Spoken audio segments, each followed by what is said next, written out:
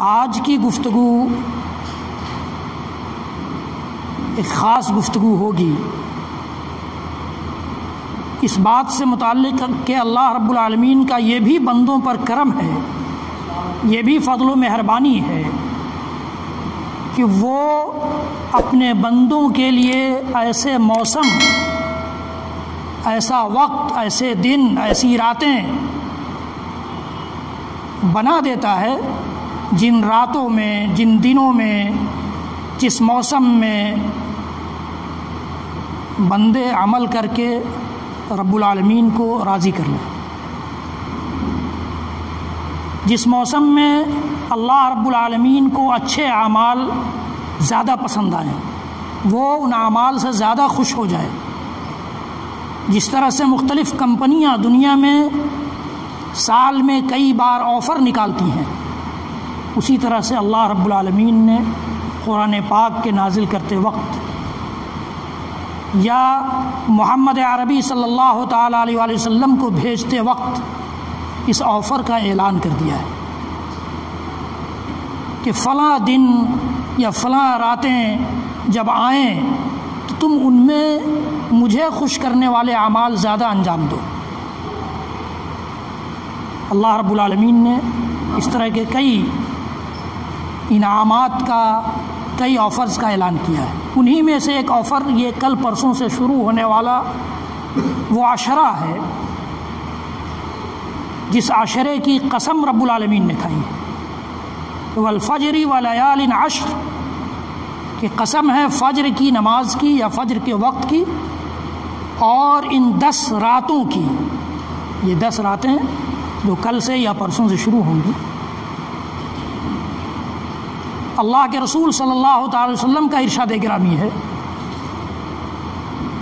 کہ ما من ایام العمل الصالح فیها احب الی اللہ من هذه الايام، یعنی الایام العشر۔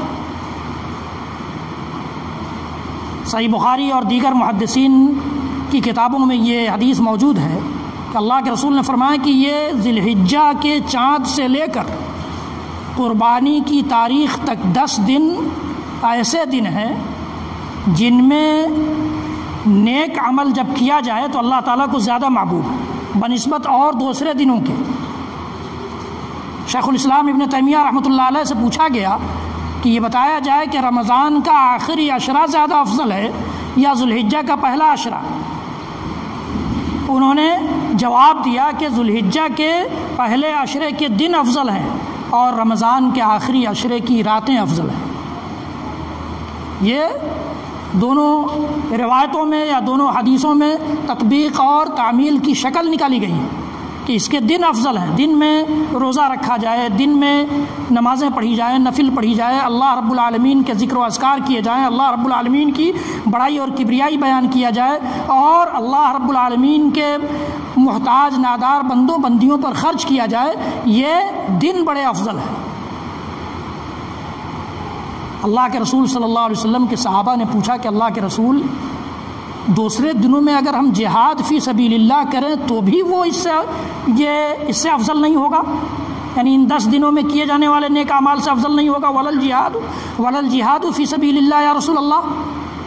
تو اللہ کے رسول صلی اللہ علیہ وسلم نے فرمایا کہ ولل جہاد فی سبیل اللہ، اللہ کے راستے میں جہاد بھی کیا جائے دوسرے دنوں میں تو ان دنوں میں کیے جانے والے اعمال سے افضل نہیں ہو سکتا، سوائے اس جہاد کے جس میں مجاہد جب نکلے تو واپس نہ آئے، اس کی جان بھی چلی جائے، اس کا مال بھی چلا جائے، وہ واپس نہ آئے تو وہ افضل ہو جائے گا، اس لیے کہ اس نے اپنی جان تک گنوا دی ہے۔ لیکن اس کے علاوہ اگر جہاد کوئی کرنے جاتا ہے اور اس میں سے واپس آ جاتا ہے تو پھر وہ افضل نہیں ہوگا، ان 10 دنوں میں عمل کرنے والا افضل ہوگا۔ اس قدر یہ 10 دن جو قیمتی ہمیں ملنے جا رہے ہیں، اس قدر قیمتی ہیں۔ ہم نے رمضان کے آخری عشرے کی کتنی قدر کی، یا اپنی زندگی میں جتنے بھی رمضان کے آخری عشرے آئے یا اس کی راتیں ہمیں ملی، ہم نے کتنی قدر کی؟ ہم اور آپ جانتے ہیں، ہر شخص اپنے بارے میں جانتا ہے کہ وہ ان راتوں میں کیا کیا ہے، اس نے ان راتوں میں کتنا اہتمام کیا ہے اللہ کو خوش کرنے والے اعمال کو انجام دینے کا۔ اللہ رب العالمین کے سامنے اس نے کتنے لمبے قیام کیے ہیں، کتنے لمبے رکوع کیے ہیں، کتنے لمبے سجدے کیے ہیں، اللہ کے قرآن کی تلاوت کتنی کی ہے، یہ ہر آدمی جانتا ہے۔ لیکن جو گزر گیا ہے اس کو چھوڑیے، اگر آپ نے کیا ہے، ہم نے کیا ہے، تو ہمارے نامہ اعمال میں اللہ رب العالمین اپنے کرم، اپنے فضل و مہربانی سے درج کرے گا۔ لیکن آئندہ جو ہماری زندگی کے ایام گزرے ہیں، یہ بچے ہیں، ان میں ان کی بھی ہم فکر کریں، ان کو بھی سجانے کی، سنوارنے کی، منظم کرنے کی، مرتب کرنے کی ضرورت ہے۔ تو آنے والے یہ جو 10 دن ہیں ان میں ہم نیک اعمال انجام دیں۔ اللہ رب العالمین کو بہت پسند ہے، اللہ رب العالمین کو بہت زیادہ پسند ہے۔ یہ کل چاند ہو جائے تو کل سے، نہیں تو پرسوں چاند ہو جائے تو پرسوں سے، یہ مغرب کے وقت سے یہ عشرہ شروع ہو جائے، یہ عشرہ شروع ہو جائے گا اور 10 دن رہے۔ اللہ رب العالمین ہم سب کو اس عشرے کی اہمیت کو سمجھنے اور اس عشرے کی اہمیت کو سمجھ کر ایسے اعمال، ایسے اقوال، ایسے کام، ایسی باتیں، ایسی حرکتیں، ایسے اپنے بدن سے اٹھنا بیٹھنا کرنے کی توفیق عنایت فرمائے جن سے وہ راضی ہو جائے، جن سے وہ خوش ہو جائے، جن کو وہ پسند فرما لے۔ اللہ رب العالمین ہم سب کو توفیق۔ دوسری بات، اس چاند کے بعد اللہ کے نبی صلی اللہ علیہ وسلم کی ایک اور حدیث کہ اذا رأیتم ہلال ذی الحجۃ، کہ جب اذا رأیتم ہلال ذی الحجۃ، جب ذی الحجہ کا چاند تم دیکھ لو، ومن اراد ان یضحی، اور جو چاہتا ہے کہ وہ اپنی جانب سے قربانی کرے، فلیمسک عن اظفارہ وعن اشعارہ، تو وہ اپنا ناخن اور بال نہ کاٹے، اپنے ناخن اور بال کو نہ کاٹے۔ یہ اللہ کے نبی صلی اللہ علیہ وسلم کی حدیث۔ جو شخص بھی قربانی کرنا چاہتا ہے اپنے نام سے تو وہ اس سے رک جائے، اس سے ناخن وغیرہ اگر بڑے ہیں تو چاند نکلنے سے پہلے پہلے وہ، یعنی کل مغرب سے پہلے پہلے ہم کاٹ لیں، کل ہو سکتا ہے کل ہی چاند ہو جائے، 29 تاریخ ہے کل، اس لیے یہ اللہ کے نبی صلی اللہ علیہ وسلم کی سنت ہے۔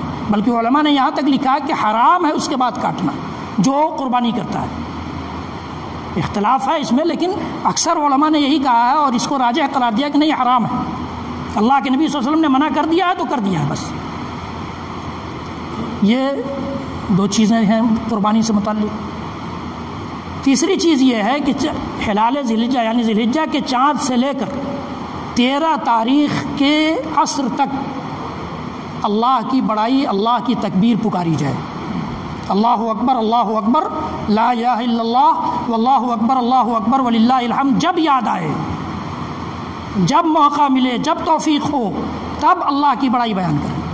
یہ ہم نے جو خاص کر لیا ہے کہ قربانی کے دن فجر سے لے کر اور 13 ذی الحجہ کے عصر تک فرض نماز کے بعد ایک بار اللہ اکبر، اللہ اکبر، لا الہ الا اللہ، واللہ اکبر، اللہ اکبر وللہ الحمد پڑھ لیں، یہ کافی نہیں ہے، اور اس کا بہت زیادہ ثبوت بھی نہیں ملتا ہے سوائے چند صحابہ کے۔ لیکن اللہ کے نبی صلی اللہ علیہ وسلم کی سنت یہ رہی ہے، قرآن کا حکم بھی یہی ہے اور اللہ کے نبی کی سنت بھی یہی ہے، اور صحابہ کا عمل اس بات پر رہا ہے کہ جب ذی الحجہ کا چاند وہ دیکھ لیتے تو اس وقت سے لے کر 13 تاریخ کی عصر بلکہ مغرب تک وہ، بلکہ عبداللہ بن عمر وغیرہ کے بارے میں یہ آتا ہے کہ وہ تو بازار کی طرف نکل جاتے تھے اور بلند آواز سے تکبیر پکارتے تھے تاکہ انہیں سن کر دوسرے لوگ بھی تکبیر پکار سکیں، دوسرے لوگ بھی اللہ کی بڑائی بیان کرنے میں شریک ہو سکیں، نیک کام میں حصہ لے سکیں۔ یہ بھی اللہ کے نبی صلی اللہ علیہ وسلم کی ایسی سنت ہے جس کو ہمارے سماج نے بھلا دیا ہے، ہمارے معاشرے نے اس کو فراموش کر دیا ہے، نظر انداز کر دیا ہے۔ شرم آتی ہے تکبیر پکارنے میں۔ اللہ جو سب سے بڑا ہے، جس کی زمین پر ہم رہتے ہیں، جس کی بنائی ہوئی فضا میں، کائنات میں ہم سانس لیتے ہیں، اور جس کے بنائے ہوئے آسمان کی چھت ہمارے سروں پر ہے، اس کی بڑائی بیان کرنے میں ہمیں شرم آئے تو پھر ہم کہاں کے رہ جائیں، کس لائق رہ جائیں گے؟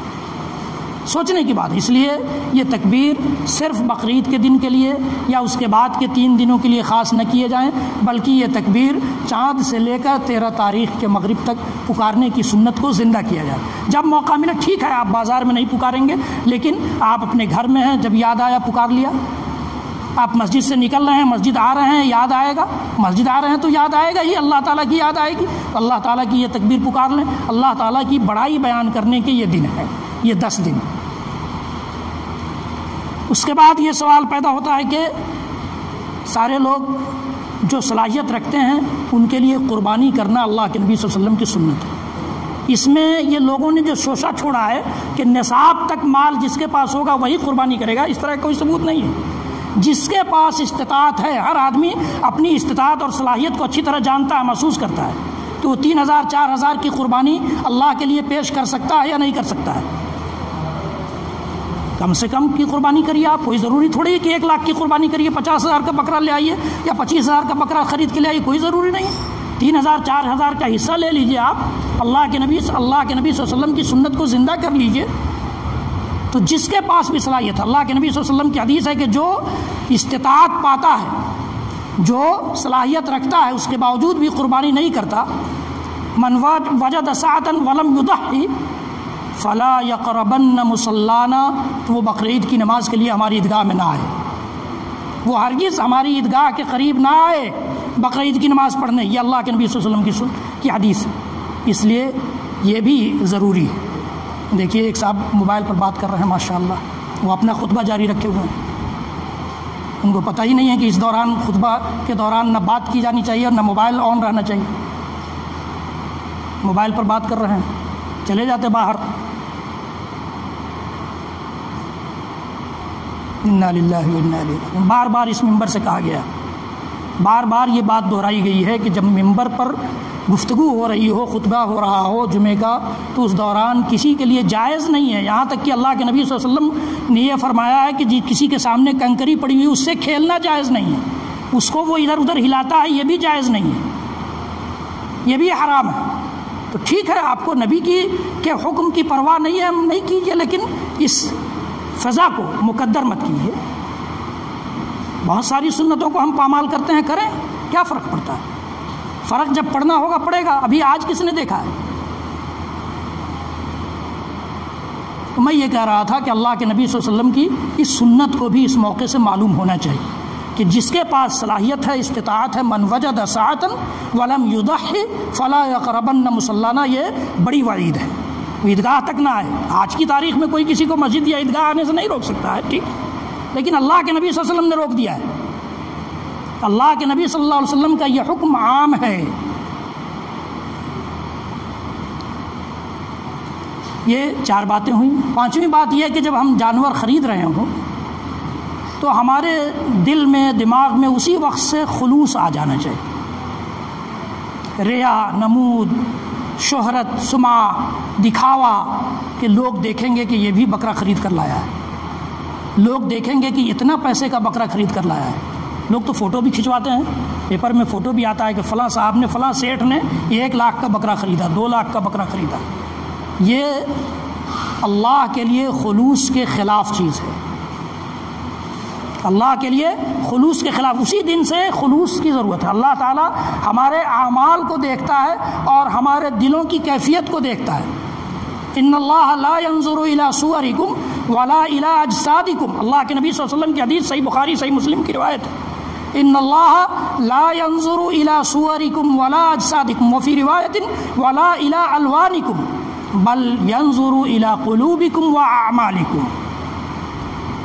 اللہ کے نبی صلی اللہ علیہ وسلم کی وہ مشہور حدیث، انما الاعمال بالنیات وانما لكل امرئ ما نوى فمن كانت هجرته الى الله ورسوله فهجرته الى الله ورسوله ومن كانت هجرته الى دنيا يصيبها او امرأة ينكحها فهجرته الى ما هاجر اليه۔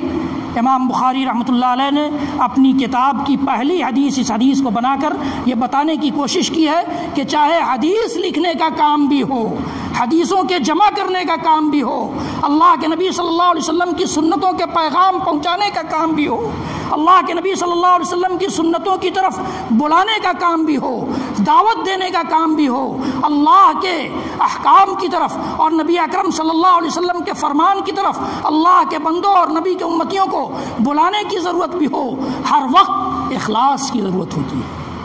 اگر اس میں اخلاص نہیں ہے تو وہ عمل، وہ دعوت، وہ تقریر، وہ خطبہ، وہ تحریر سب بیکار ہے۔ اللہ کے نبی صلی اللہ علیہ وسلم کی حدیث گرامی حضرت امیر المومنین عمر بن الخطاب رضی اللہ تعالیٰ عنہ سے مروی ہے، کہتے ہیں کہ میں نے نبی اکرم صلی اللہ علیہ وسلم کو فرماتے ہوئے سنا ہے کہ سارے اعمال کا دار و مدار نیتوں پر ہے۔ جیسی نیت ہوگی ویسی ہی برکت ہوگی، جیسا خلوص ہوگا اتنا ہی اجر و ثواب ہوگا، خلوص نہیں ہوگا اجر و ثواب نہیں ہوگا۔ میں نے آپ کو کبھی کسی موقع سے بتایا اسی منبر سے کہ کسی بھی عمل کی قبولیت کے لیے اللہ رب العالمین کے ہاں 2 شرطیں ہیں، ایک تو یہ کہ وہ اللہ کی رضامندی اور خوشنودی کے لیے کیا جائے، اور دوسرے یہ کہ امام کائنات امام الانبیاء والرسل محمد عربی صلی اللہ تعالی علیہ وسلم کے بتائے ہوئے طریقے کے مطابق انجام دیا جائے۔ اگر خلوص ہے اور اللہ کے نبی صلی اللہ علیہ وسلم نے بتایا ہے کہ دانتا جانور قربانی کرنا ہے، ہم کہیں کہ نہیں دانتا کی کیا ضرورت ہے، تو ہمارے دروازے پر پلا ہے 1 سال کا ہو گیا ہے، قربان کر دیں، اللہ تعالیٰ کے ہاں قابل قبول نہیں ہوگا۔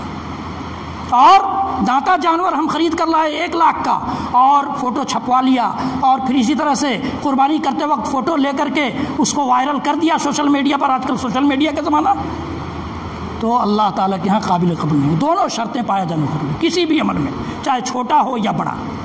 بہت زیادہ خرچ کر کے وہ عمل کریں، آپ نے دیکھا ہوگا کہ لوگ عمرہ کے درمیان یا حج کے درمیان احرام باندھے ہوئے بھی فیس بک پر اپنی تصویر وائرل کرتے ہیں، کیا ضرورت ہے اس کی بھائی؟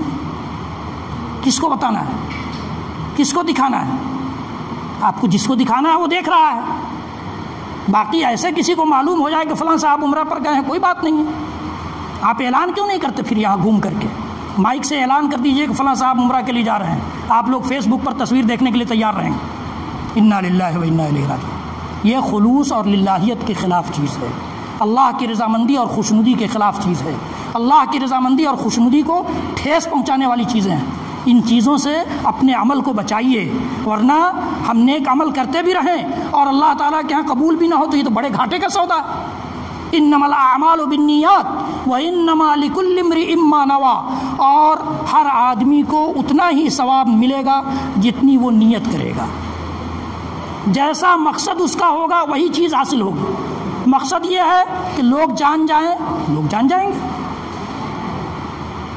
مقصد یہ ہے کہ اللہ راضی ہو جائے، اللہ راضی ہو جائے گا، دنیا چاہے جو راضی ہو نہ ہو۔ انما الاعمال بالنیات وانما لکل امرئ ما نوى۔ پھر اللہ کے نبی صلی اللہ علیہ وسلم نے مثال دے کر سمجھایا کہ دیکھو ہجرت کا عمل بڑا مقدس عمل ہے کہ آدمی اللہ رب العالمین کے دین پر، اللہ رب العالمین کی شریعت پر عمل کرنے کی خاطر اپنا گھر بار، اپنی جائیداد، اپنے رشتہ داروں، اپنے خاندان کے لوگوں کو چھوڑ کر ایک مقام سے دوسرے مقام پر چلا جاتا ہے۔ بہت بڑی قربانی ہے یہ، لیکن یہ ہجرت کا عمل بھی اللہ اور اس کے رسول کے لیے ہے، تب تو اللہ تعالیٰ کے ہاں قابل قبول ہے۔ فَهِجْرَتُهُ إِلَى اللَّهِ وَرَسُولِهِ وَمَنْ كَانَتْ هِجْرَتُهُ إِلَى دُنْيَا يُصِيبُهَا۔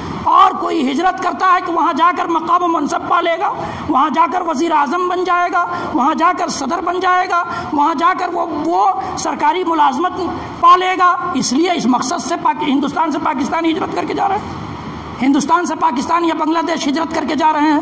تو اللہ کے رسول فرماتے ہیں کہ وہ چاہے دنیا پانے کے لیے جائے یا کسی لڑکی یا عورت سے شادی کرنے کے لیے جائے، اس کی ہجرت جس چیز کے لیے ہوگی وہ اس کو مل جائے گی، وہ اس کو مل جائے گی۔ یہ بہت ہی بنیادی حدیث ہے انسان کے ہر عمل کے لیے، ہر عمل کے لیے، چاہے قربانی ہو، چاہے نماز ہو، چاہے روزہ ہو، چاہے نفل ہو، چاہے فرض ہو، چاہے صدقہ خیرات ہو، چاہے حج عمرہ ہو، چاہے زکوٰۃ ہو، جو عمل بھی ہم کرنے جا رہے ہیں اس کے لیے بنیاد ہے۔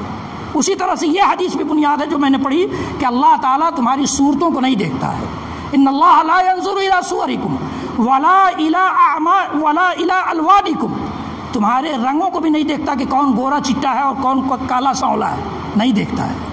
کون غریب ہے کون امیر ہے اس کو بھی نہیں دیکھتا ہے، کون ہٹا کٹھا ہے اور کون دبلا پتلا ہے بھی نہیں دیکھتا۔ ولا ينظر الى اجسادکم ولكن ينظر الى قلوبکم واعمالکم، تمہارے دلوں کی کیفیت کو دیکھتا ہے اور تمہارے اعمال کو دیکھتا ہے، تمہارے دلوں میں خلوص ہے یا نہیں اور تمہارے عمل میں نبی اکرم صلی اللہ علیہ وسلم کی سنت ہے یا نہیں۔ قلوبکم واعمالکم دونوں استعمال ہوئے ہیں۔ اللہ تعالیٰ یہ کہہ دیتا صرف کہ وَلَكِنْ يَنْظُرُ إِلَىٰ قُلُوبِكُمْ، تمہارے دلوں کو صرف دیکھنا چاہتا ہے بس کہ تمہارے دلوں میں کیا کیفیت ہے، خلوص ہے یا نہیں، سچائی ہے یا نہیں، راستگی ہے یا نہیں، للہیت ہے یا نہیں، اللہ کی خوشنودی کا جذبہ ہے یا نہیں، اللہ کی رضامندی حاصل کرنے کا مقصد ہے یا نہیں۔ صرف اتنا نہیں کہا، تمہارے اعمال کو بھی دیکھتا ہے کہ تمہارا وہ عمل اللہ کے نبی صلی اللہ علیہ وسلم کی سنت کے سانچے میں ڈھلا ہوا ہے یا نہیں ڈھلا ہوا ہے تو ریجیکٹ۔ اس سے پہلے کے خطبوں میں یا بار بار آپ سنتے رہتے ہیں کہ ہر وہ عمل جو اللہ کے نبی صلی اللہ علیہ وسلم کی سنت سے ہٹ کر ہو وہ عمل صالح اور نیک عمل ہو ہی نہیں سکتا ہے۔ رسول کو ماننے کا جو طریقہ آپ اپنائیے، لیکن رسول کو ماننے کا اصل طریقہ یہی ہے کہ ہماری ہر نیکی رسول اکرم صلی اللہ علیہ وسلم کی سنت کے سانچے میں ڈل جائے۔ ہر نیکی، جو نیکی بھی ہم کرنے چلیں، دیکھیں کہ اللہ کے نبی صلی اللہ علیہ وسلم نے اس نیکی کو کیسے کیا ہے، اس نیکی کو کیسے انجام دیا ہے۔ یہ جذبہ جب تک ہمارے اندر پیدا نہیں ہوگا، رسول کو ماننے کا، رسول سے عشق اور محبت کا اور رسول کا کلمہ پڑھنے کا، یہ سارا دعویٰ جھوٹا قرار پائے، سارا دعویٰ جھوٹا ہے۔ تو میں یہ کہہ رہا تھا کہ اللہ کے نبی صلی اللہ علیہ وسلم تو خلوص اسی دن سے ہونا چاہیے جس دن ہم جانور خریدنے جاتے ہیں۔ جانور عام طور سے سوال آتا ہے کہ کیسا جانور، کسی کا سینگ ٹوٹا ہے، کوئی تھوڑا سا لنگڑا رہا ہے۔ تھوڑا اگر لنگڑا رہا ہے، تھوڑا سینگ ٹوٹ گیا ہے، تھوڑا کوئی عیب ہے تو اس میں کوئی حرج نہیں ہے۔ تھوڑا عیب ہے تو کوئی حرج نہیں۔ کیوں؟ اللہ کے نبی صلی اللہ علیہ وسلم کی حدیث ہے، اللہ کے نبی صلی اللہ علیہ وسلم فرماتے ہیں کہ لا تجوز الاربع، 4 قسم کے جانور قربانی کے لیے کافی نہیں ہے۔ العوراء بین عورها، ایسا کانا جانور جس کا کاناپن ظاہر ہو۔ ظاہر ہو کا مطلب کہ بہت زیادہ ہو تبھی تو ظاہر ہوگا، تھوڑا بہت ہوگا تو نہیں ظاہر ہوگا۔ تو بہت زیادہ ظاہر ہو، جس کا کاناپن ایک آنکھ ہی نہ ہو اس کو، مثلا یا ایک آنکھ سے اس کو دکھتا ہی نہ ہو، تو ایسا جانور اللہ کے راستے میں قربان نہیں کیا جا سکتا ہے۔ پھر اللہ کے نبی صلی اللہ علیہ وسلم نے فرمایا کہ المریضۃ بین مرضها، ایسا مریض اور بیمار جانور جس کی بیماری واضح ہو۔ بیماری واضح نہیں ہے چلے گا، بیماری واضح ہے، پتہ چل رہا ہے، دیکھنے میں لگ رہا ہے کہ جانور بیمار ہے، اس کی قربانی جائز نہیں ہے۔ پھر اللہ کے نبی صلی اللہ علیہ وسلم نے فرمایا کہ والعرجاء بین ضلعها، ایسا لنگڑا جانور جس کا لنگڑاپن ظاہر ہو، بالکل پتہ چلے دور ہی سے کہ ہاں لنگڑا جانور جا رہا ہے، تو ایسے جانور کی قربانی جائز نہیں ہے۔ اسی طرح سے اللہ کے نبی صلی اللہ علیہ وسلم نے فرمایا کہ ایسا دبلا جانور ہو کہ اس کی ہڈی دکھ رہی ہو، ایسا جانور بھی اللہ کے راستے میں قربان نہیں کیا جا سکتا۔ تو یہ 4 قسم، باقی تھوڑا بہت اگر عیب ہے تو اس میں کوئی حرج نہیں۔ آپ عیب کیا ہے جانور میں؟ عام طور سے ہمارے درمیان بہت سارے لوگ کسان رہتے ہیں، کسانوں کو معلوم ہے کہ کون جانور معیوب ہے کون معیوب نہیں ہے، لیکن یہ حدیث کے مطابق یہ چیز ہے۔ حدیث کے مطابق ایک اور چیز ہے کہ دانتا ہونا چاہیے، اس کا دودھ والا دانت گر گیا ہو اور دوسرا دانت نکل آیا ہو، چاہے آپ کے دروازے پر پلنے والا جانور ہو، اس سے بھی کوئی فرق نہیں پڑتا کہ 1 سال پورا ہو گیا 2 سال، اس میں عمر کی قید ہی نہیں ہے، عمر کی قید ہی نہیں۔ مسنہ کہا جاتا ہے عربی زبان میں دانت نکالنے والے جانور کو، ایسے جانور کو جس کے دودھ کے دانت گر جائیں اور دوبارہ جو چوڑے چوڑے دانت ہوتے ہیں وہ نکل آئیں، اس کو مسنہ کا لفظ کہا جاتا ہے عربی زبان میں، اور اللہ کے نبی صلی اللہ علیہ وسلم نے مسنہ کہا ہے، اس لیے ایسا جانور خرید کر لائیے، ایسا جانور خرید کر لائیے۔ کوئی ضروری نہیں ہے کہ آپ اپنے گھر کے ہر فرد کی طرف سے قربانی کریں، یہ بھی کوئی ضروری نہیں، یہ بھی کوئی ضروری نہیں ہے۔ اللہ کے نبی صلی اللہ علیہ وسلم کے دور میں صحابہ کہتے ہیں کہ ہم لوگ اپنے گھر والوں کی طرف سے ایک ہی جانور کرتے تھے، پورے گھر والوں کی طرف سے ایک جانور کرتے تھے، اور اللہ تعالیٰ کے ہاں کمی نہیں ہے۔ اللہ تعالیٰ کو جو چیز مطلوب ہے وہ خلوص ہے، سچے دل سے، صاف دل سے ایک جانور بھی اگر اللہ تعالیٰ کے لیے آپ قربان کرتے ہیں تو اللہ تعالیٰ کو زیادہ محبوب ہے بنسبت یہ کہ آپ دروازے پر 10 بکرا لا کر باندھ لیں اور دنیا واہ واہ کرے نا۔ اللہم تقبل منی ومن اہلی، اللہ یہ میرے پاس تھا، میں نے تیرے راستے میں قربان کر دیا، میری طرف سے بھی اور میرے گھر والوں کی طرف سے بھی قبول کر لیں۔ یا اگر کئی ایک بھی کرنا چاہتے ہیں تو بھی جو گھر کا ہیڈ ہے، گھر کا سربراہ ہے، وہ اپنی طرف سے کرے۔ اللہ کے نبی صلی اللہ علیہ وسلم کبھی کبھی 2 بکرا کرتے تھے، بلکہ حجۃ الوداع کے موقع سے تو آپ نے ریکارڈ توڑ دیا۔ حضرت عبداللہ بن عمر کہتے ہیں کہ آپ جب سے مدینہ آئے تب سے کسی سال آپ نے قربانی نہیں چھوڑی، اور حجۃ الوداع میں آپ نے اپنے ہاتھوں سے اونٹ جیسے جانور جس کو نہر کرنا ہوتا ہے، نہر کہا جاتا ہے بھالے سے اس کی گردن میں شہرک میں مارا جائے اور خون اس طرح سے گرنے لگے کہ وہ خون گرتے گرتے خود اونٹ گر جائے، اس کے بعد پھر اس کا جو آگے کا کام ہے وہ کیا جائے گا، تو اس کو نہر کہا جاتا ہے۔ 63 اونٹوں کو 63 سال کی عمر میں اللہ کے نبی صلی اللہ علیہ وسلم نے حجۃ الوداع کے موقع سے قربانی کی تھی۔ اور باقی بعض روایتوں کے مطابق باقی جو 100 میں 37 بچتے ہیں وہ حضرت علی رضی اللہ تعالیٰ عنہ کو دیا تھا کہ تم قربان کرو، اور بعض روایتوں میں کہ نہیں صرف 63 اونٹوں کی قربانی کی تھی، لیکن 63 اونٹ بھی کم نہیں ہے۔ یہ چند باتیں تھیں جو قربانی سے متعلق تھیں۔ انشاءاللہ العزیز اس سے متعلق اور بھی باتیں آئندہ آئیں گی۔ رب العالمین ہم سب کو کہنے سننے سے زیادہ عمل کی توفیق بخشے۔